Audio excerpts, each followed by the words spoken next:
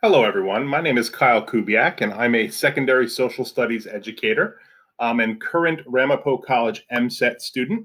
And today we're getting together here to take a look at how technology can be used to enhance, honestly, run-of-the-mill, straightforward lessons that we would use on an everyday basis. And I don't mean to talk them down by saying that, but there is a reality to teaching as a profession where you use what you've got, and often it's based upon what other people have done.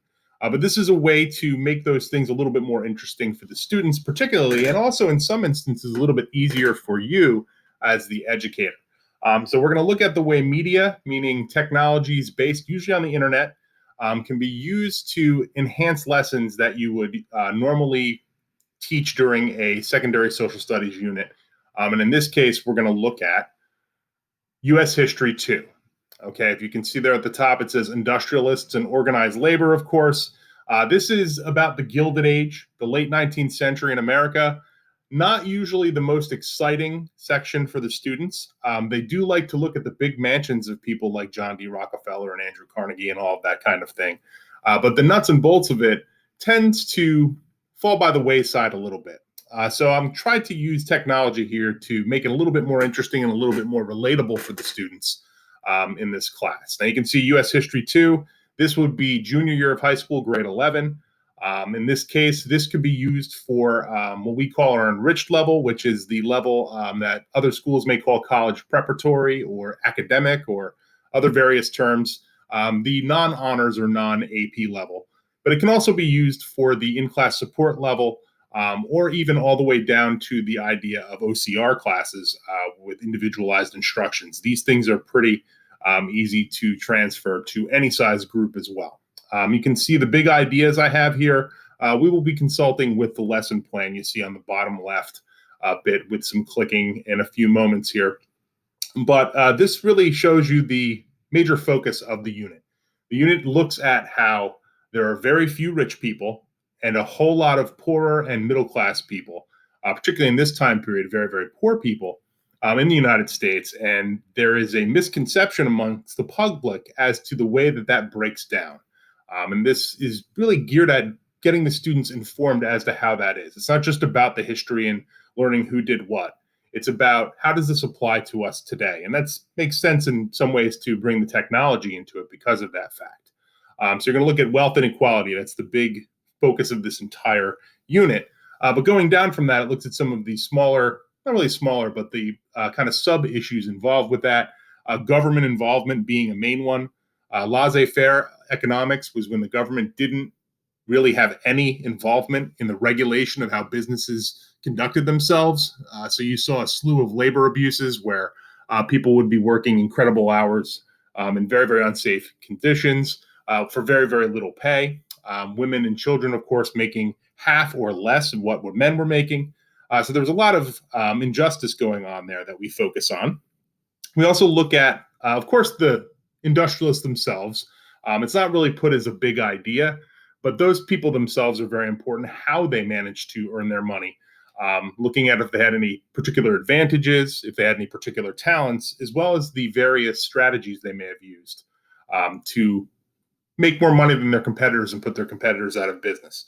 So things like horizontal and vertical integration are discussed, accounting practices, assembly lines, all of that kind of thing. And then as you can see at the bottom, it starts to move towards the idea of what they did with their money in a more charitable way. It talks about philanthropy as its reality, which is not as charity per se, but as a way of giving back to the public, and in some ways to self-aggrandize or really feel a little bit less guilt for the way that they treated their workers. Social Darwinism is brought up, of course, dealing with the idea of how this is justified, being very, very wealthy and some people being very, very poor. And then finally, it starts to turn the corner towards the end of the unit. The last couple days focus on when labor and the workers begin to get fed up with the industrialists and begin to push back on them. And that's where you've got collective bargaining and petitioning for the redress of grievances, which is really a fancy way of saying strikes and boycotts and all manner of union job actions. So this is just really the introductory half. I teach the Gilded Age in two parts. starting with this as the first section, and then the second half gets into some of the lifestyle of the modern, the beginnings of the modern era, as well as a little bit more into the idea of the politics here. This doesn't really get into the politics. It just looks at the business practices. Okay, so I'm going to click on this for just a moment, and then we're going to switch back to the continuing with this presentation, just to give you a sense of how this unit is built. Up top here, you can see we have our grade, subject, and unit. And then there are the content standards based on the New Jersey core curriculum standards, of course. This one covers several of them, but more of them are added for the second half of the unit, which really isn't part of this because it really is a secondary unit. I don't teach them together. I've included the ISTE standards, of course, for the course, but it does show the extensive amount of student involvement in the technology that occurs in this particular unit, even though it is a pretty standard unit, as you're going to see. Here are our essential questions and learning objectives. I won't go through these individually, but as you can see, they are related to these big ideas. How did people become wealthy? What did that do to society? How did they feel either justified in their wealth or deal with the guilt of their wealth? How did they build their wealth? And then finally, how did people begin to push back on the fact that they weren't getting what they deserved for the amount of work they were doing? And then we can see here there's some student learning objectives. These add some of the comparisons and examinations that the students will do when they do the various readings and videos and really just watching and producing as well throughout this section. All right, so you can see there's going to be some projects. There will be a formal assessment at the end. But this is just to give you a sense of how this is going to work. All right, so I'm going to go back. All right, again, this is our industrialists unit. So I'm going to go forward to the technologies we're going to use today. The project asked for 3, but I included 4 because Flipgrid was also a secondary homework assignment. And although that's really the most exciting technology I felt in this particular presentation in terms of something I learned new and as part of this class, I wanted to include a third one so I wasn't doing the same thing twice, if you will. I don't like when my students really do that, and I wasn't going to do that here. But we will start with Flipgrid. Now, with this, I'm just going to explain these technologies a bit and show you how I use them. This isn't going to be a full tutorial. That would be honestly mind-numbing, and it can be found elsewhere on the internet. Some of these you're going to see are going to log me into my district assets, particularly things like Newsela, which require them.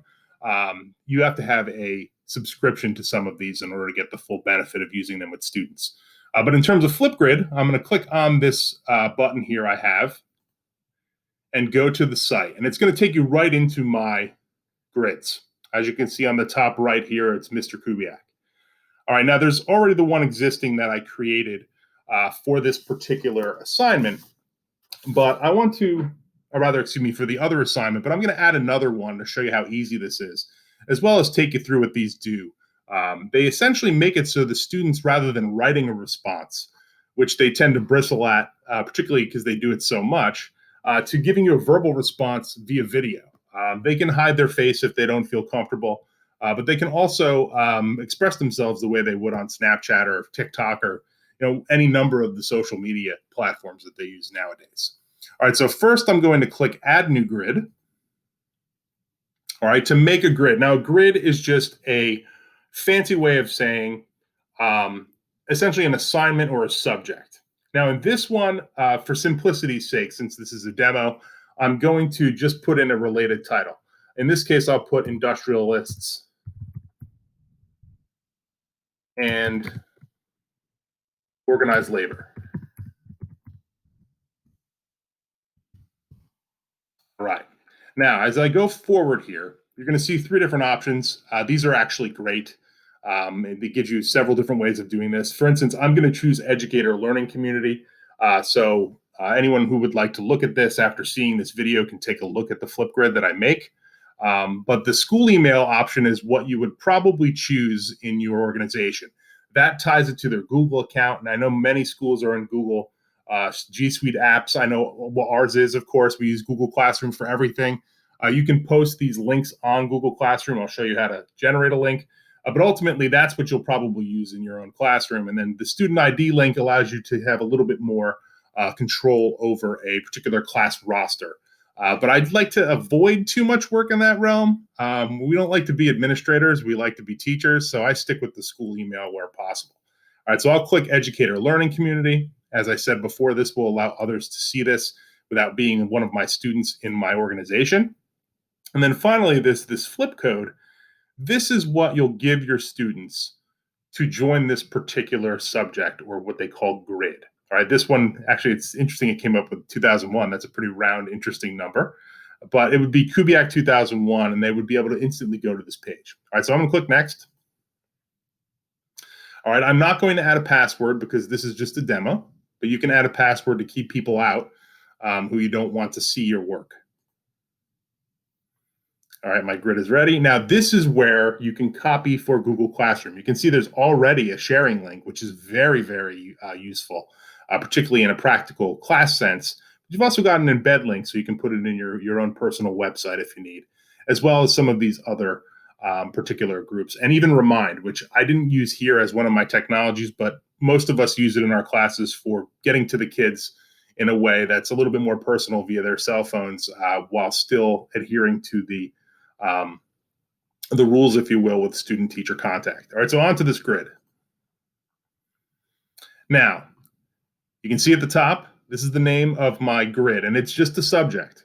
All right, this isn't an assignment. All right, we have to create an assignment for that to happen. They always give you a kind of a default say hello one. I have not used this in class yet. I will be next year, actually, but this is good for people the first time seeing this. Probably would do this in your first assignment, but not on subsequent assignments. All right, so the thing you'll really click here, though, is Add New Topic. A topic is an assignment. Now, in this case, I'm just going to really click Intro here. I'm going to put an intro just because this is a demo. All right, this we would be naming what we wanted to talk about in that particular situation. But I'm going to actually, maybe I'll make it a little bit more formal. Introduction to the industrialists. All right, now, this is where you write your instructions for prompt. You can type in here what your question is if you want to do it that way. In this case is, what 3 things are needed? Whoops, I got too many E's there. To become rich in America.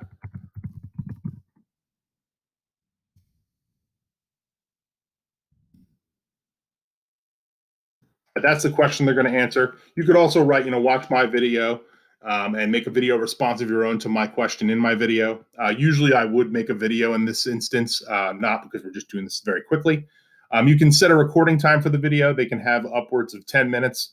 I don't know that you want to watch that many of them, but ultimately 1 minute to 2 minutes is probably best. They don't have to fill that. Of course, you can make it a requirement if you want to make it a project. Always click video moderation. That way they can't post something that you don't want others to see, including their classmates. Some people do fool around. We know teenagers are the way they are. But now this last part is the most interesting section here, is you have all these various tools you can use to add a focus, or which is basically the assignment visual element. You can record a video, and the tools are pretty good. I'm not going to click on it because I've done this before for another project. I want to do this, move this a little bit more quickly, but it's pretty simple. You can put on filters, particularly a pixel filter, which is very nice. So you don't have to show your face if you don't want to. Some students are a little bit concerned that others might, be unfair to them. That's a good way to be able to do that. They can also do it on a different platform, such as their phone, and upload it using this cloud upload here, as well as their YouTube account if they have one, etc. All right, so this will allow them to upload a video as a response to your question. All right, so I'm going to click Create Topic now on the bottom right. Oh, wait, I might as well show you the more options. You can add additional information here. If you have a website you want them to go to and react to, such as the one that I did for my project on personality, you have to go and take a personality test. You would put the link here, all right, and you'd add that as an attachment. And then you can set the timing for your project, or rather your assignment. And then there are various features you can turn on and turn off here. I would likely turn off counts because I don't like the idea of them, monitoring yet another set of likes, because I know that gives them anxiety, as well as things like student-to-student replies. Unless you want them to get into some sort of war with each other, I'd probably turn that off. But this gives them really various things they can use to enhance their video, in some cases with the selfie, or as you can see here, it controls their activity. All right, so create the topic. This is the direct link to the topic. All right, you can have them link to the grid itself or this particular topic. You would just copy this or Google Classroom it. All right, now what would end up happening, they'd see this, there would be a video here, and then your responses would come in and they would give you small 2-minute videos. All right, so that's a really nice way to have conversations that you might have in class online. Ultimately, again, the kids get bored with too much writing, too much read this passage and answer these questions. And they're much more comfortable with their cell phones and kind of communicating with each other the way they do between their peers. The thing that's nice about this, they have a lot of control. They can re-record at their leisure.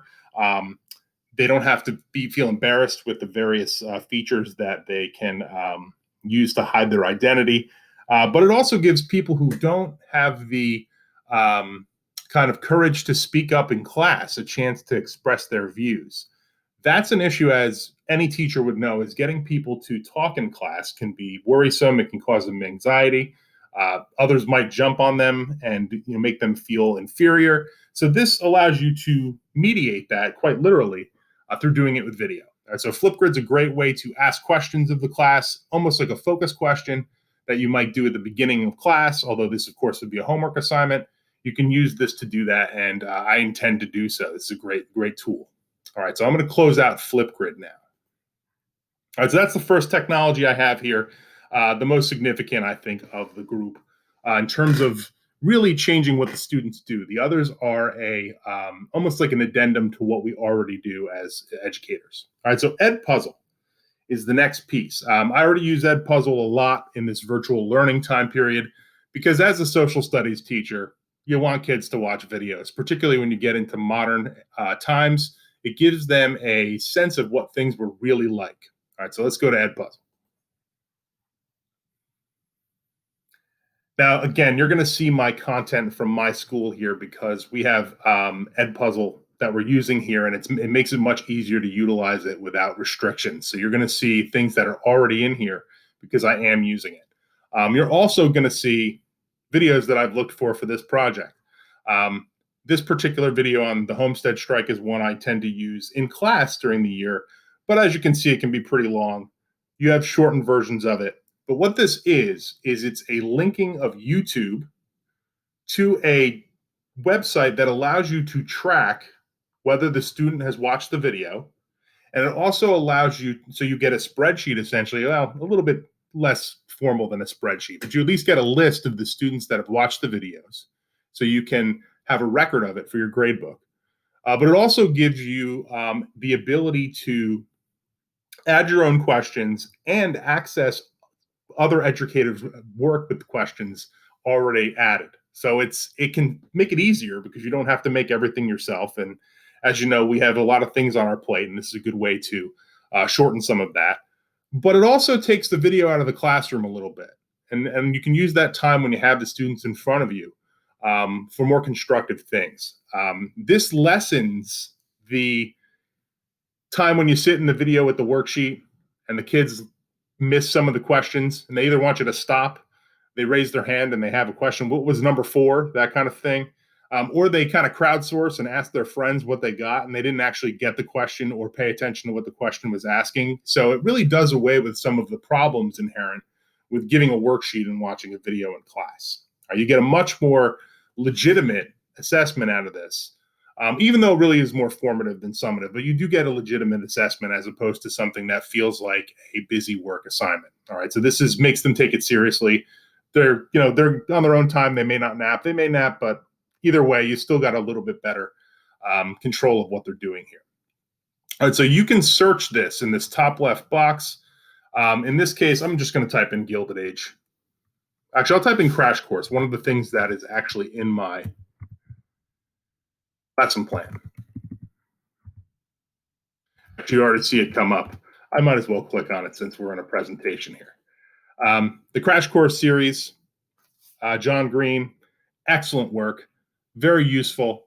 For classes that are not as literate or quick, you might want to slow the speed of the video down or put on the captions, but he gives nice synopses of very, very complex events with some good humor, particularly for secondary high school students. All right, so Gilded Age class Crash Course clips.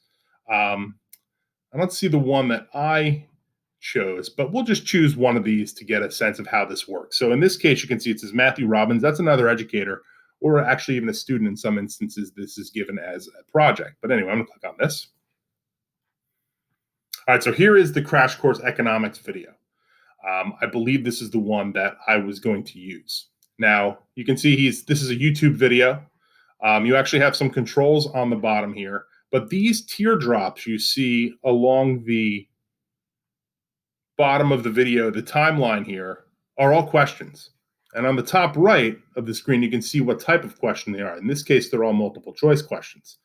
If I click on one of them, and I'm going to mute the sound so it doesn't interfere with my voiceover, but if I click on one of them, the video will move forward to that question, and we'll get to see it. All right, so yeah, this is the economics one. As you can see, all the following natural resources help spark industrialization. So you would have to watch the video and listen to it to see what the answer was, just like you would in class. All right, so I'm going to go back to that same section. Now, on the bottom right, you can add this by copying it to your own account. All right, so if I click copy, it shows up in my content, which is up here on the top right. I'm going to click on that, though, because I don't want to add another one since I am actually using this as a live site. No, actually, I clicked on the wrong thing. My content on the left is what you want to click on. I apologize. All right, so the industrial economy. Now, I can just simply assign this to my students by clicking assign and choosing the particular class. And then by doing that, actually, I might as well do it just to give you an idea, because they don't actually see this unless you give them the link. You choose a class, you click assign. All right, and then you could share the assignment with them. All right, you can also delete the assignment, and you can prevent them from skipping forward in the video, and you can turn the closed captioning on and off. So you do have the ability to control some of their watching habits. For something very long, I actually turn off the prevent skipping and don't really tell them because I want them to watch it, but I also want them to be able to go back if they have a problem. Because if this crashes in the middle of a video, they have to go back to the beginning. There are some hang-ups with it, but it is great, though, to get that out of the classroom. It does flip the classroom a bit. Allow you, not flip, it's the opposite of flipping the classroom, but either way, it allows you to assign videos and have them be legitimate assignments as opposed to just being a time waster or at least being seen as a time waster. All right, so these are informational videos. Of course, any video on YouTube can be utilized with this. Also, if you look at the top corner of my screen, there's actually an Edpuzzle browser extension up here. And you can actually take any video from YouTube and create an Edpuzzle video with it. You can also edit these assignments as well. You can add or remove questions, etc. So it's a pretty versatile thing, and it gives you a record of whether the students watch the video, which is the real crux here. It also allows them to do it on their own time. All right, if they're not in the mood, say in the middle of the day or at the end of the day when it's getting hot in the classroom, they're looking for the door. They're looking for 2:30 or 3 o'clock or whenever school ends. This is a good way to make them do it when they're a little bit more comfortable. All right, so I'm going to click out of Edpuzzle now. Very, very versatile technology that I'm already using to good effect. All right, now next one is Newsela. This is a news source. You can assign articles to students, but this is a great way to really push current events content to the students. Again, you've got your search capacity. All right, in this case, I'm going to click and type in labor movement. In my lesson plan, I have this towards the end. When we start talking about labor, I want to talk about what labor is doing today. So now you'll see you get a bunch of different articles in various capacities. You got U.S. history. There's law over here. You've got historic things. You have modern ideas and modern articles. But the way these are is you can see there's an assign tab for each one. This women were told they would be paid starvation wages is the one I chose actually for. It comes up first because I already searched for it. But this is the best one for my unit because I talk about when people start to push back on the industrialists, but you can assign, you can either add it to one assignment or create an assignment. Now, this is the most interesting thing about Newsela is this little text level adjuster. Rather than having to scaffold work, you can actually lower the word count, and it changes some of the kind of the size of the words that are used to describe things. Newsela, to its negative in some ways, does edit and censor these articles in terms of some of the language. This particular article, for lack of a better way to put it, had a profanity in it, in a way that most of us use it, including the students, in the title. But they took that out, obviously, because this is being set to what a high school student or even an elementary school student would be able to read. So you can add your instructions here. You can type that in. They click to view the article. And the article itself looks like this, easy to read. You can actually, they can change the word count too. All right, there's a nice thing there. But it's a straight ahead journalistic article. And you would add an activity on your end. In this case, you could do a quiz. All right, you've got a couple that are in here already. And you can see we have some multiple choice questions. There are only 4. It's very nice. That is a good way to get a class started. I would use this as a bell ringer type activity, or a do now, if you will. It's also a good way to talk about the subject of the day. I actually have this particular article as a do now. But you would assign these questions. You can use it as a form of assessment. It gives you a sense that they actually read the article. So just like Edpuzzle, you're having them prove to you that they've done the work, which gets harder and harder even with some of these electronic devices because of the fact that they copy and paste things. So they can't really do that here. All right, so that's Newsela, great source of current events articles. You can assign one of these on their end too, where they can search for an article and do a current events assignment for it. Great for the social studies teacher, but it does work for English, even mathematics. You can look up science and technology, etc. here. Great piece of technology. All right, now finally, we're getting to Kahoot. All right, Kahoot is also something that's familiar to me, being a teacher in the current environment, but it's really a game. I'm going to click on it. This is something the students enjoy. That's why Kahoot is great. They may not necessarily learn that much from Kahoot, I'll be completely honest, but it is very, very nice for reviewing material, particularly right before a test.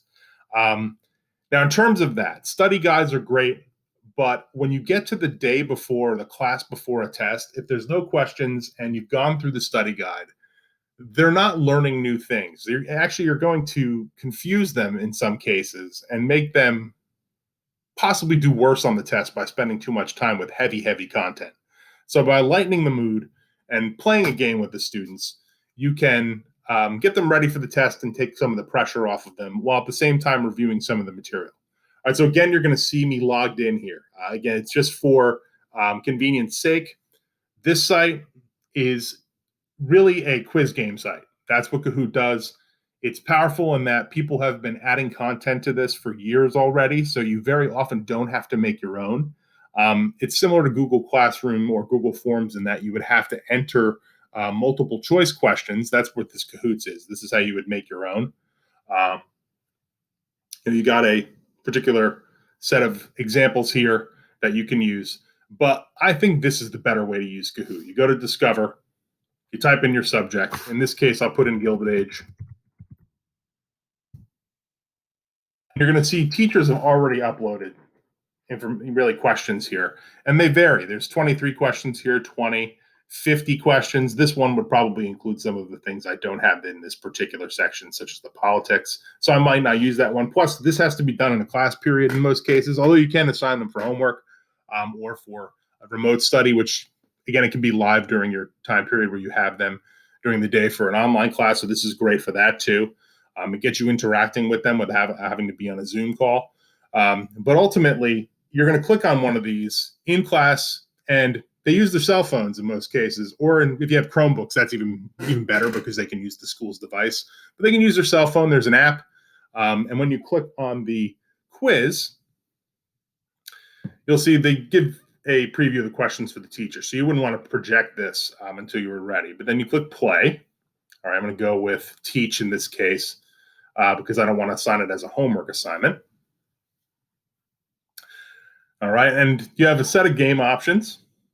All right, now with this, I would put on the friendly nickname generator because kids have a tendency to put things they shouldn't, and it appears on the wall.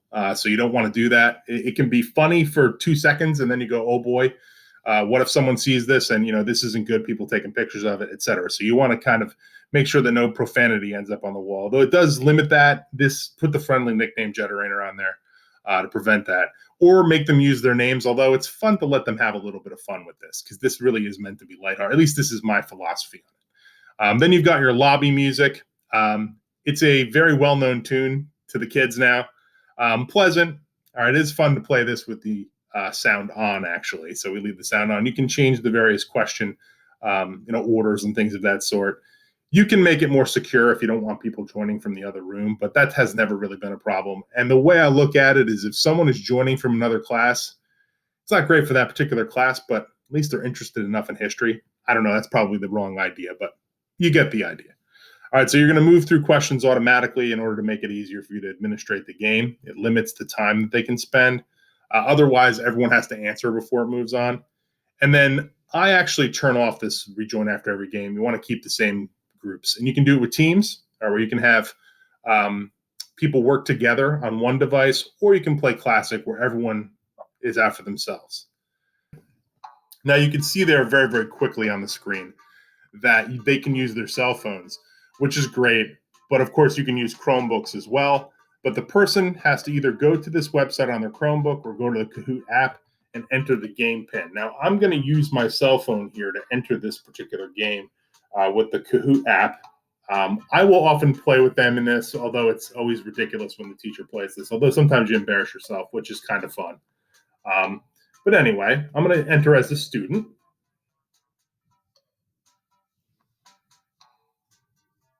All right, now I'm Friendly Gecko, and I'm going to be the only person involved in this. And you can see there's a countdown, 10, 9, 8, 7, 6, 5, 4, 3, 2, 1, and then you'll see an example. And I'm not going to play all the way through the Kahoot, but I want to give you an idea of what they would see on their end.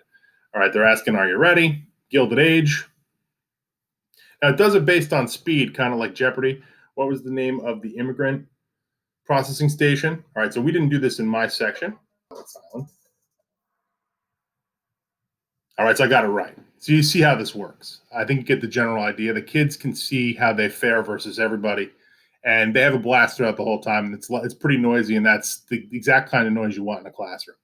All right, so that's Kahoot. All right, so we love Kahoot.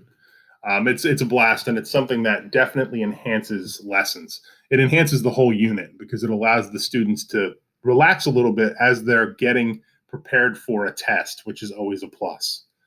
All right, so we've reached the end of our journey here. I ended with this particular image because right now I'm really missing this image, although not the emptiness of it and the kind of first day of it, a little bit of Harry Wong involved here, but truthfully because the classroom is where learning happens, and all these tools are great ways to even make it more exciting in the classroom.